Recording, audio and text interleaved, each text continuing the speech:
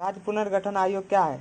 सुन लो, राज्य पुनर्गठन आयोग की बारे में जब जाननी है तो समझ लो कि ये देश जब आज़ाद हुई तो सन 1952 ईस्वी की बात है।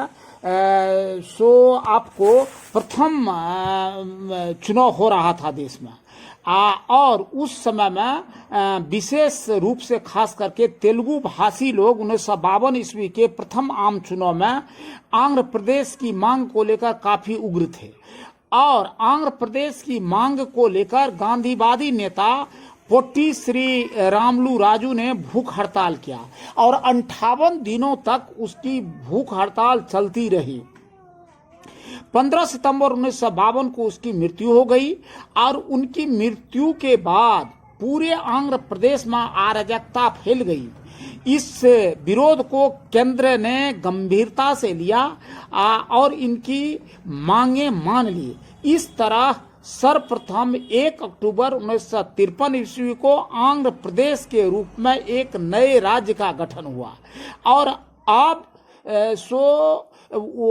तत्कालीन मद्रास राज्य तमिलनाडु और आंध्र प्रदेश में अलग अलग राज्यों के रूप में विभक्त हो गए। पुनः सरकार क्षेत्रीय भाषा भाषियों द्वारा नए राज्य के गठन की मांग को देखते हुए आपको राज्य पुनर्गठन आयोग का गठन किया। इस आयोग के अध्यक्ष फजल अली थे, जो बहुत अच्छे कानूनविद, महान समाज सुधारकर्ता तथा कांग्रेसी नेता थे, स्वतंत्रता संग्राम सेनानी भी थे, और उन्हें भारतीय राजनीति और जनभावना की विचारधारा को बहुत उत्कृष्ट प्रकार से जानकारी थी, और वे आयोग के अध्यक्ष बनाए गए। आयोग ने अपनी रिपोर्ट 1956 ईस्वी में सौंप दी। इसने तमिल, मलयालम, जो खास करके दक्षिण भारत थे, कन्नड़, और फिर उत्तर भारत आपको बंगला, इसके बाद उड़िया और असमिया भाषी लोगों के लिए अलग अलग राज्य के पुनर्गठन की सिफारिश की। साथ ही उन्होंने विशाल हिंदी भाषी क्षेत्र को प्रशासनिक सुविधा तथा सांस्कृतिक एकरूपता को देखते हुए कई राज्यों में विभाजित किया।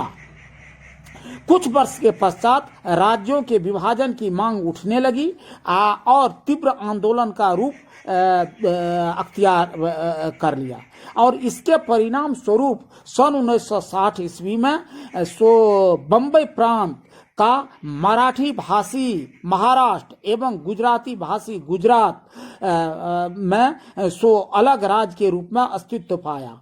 पुनः 1966 ईस्वी में पंजाब से हरियाणा को अलग किया। इसी कड़ी में आगे चल करके 2001 ईस्वी में उत्तर प्रदेश से उत्तरांचल को, मध्य प्रदेश से छत्तीसगढ़ को एवं बिहार से झारखंड को अलग करके आपको 28वें राज्य के रूप में गठन किया गया। अब देखिए, वर्तमान समय में भी महाराष्ट्र में अलग करके विदर्भ से राज्य अलग करने की बात चल रही है।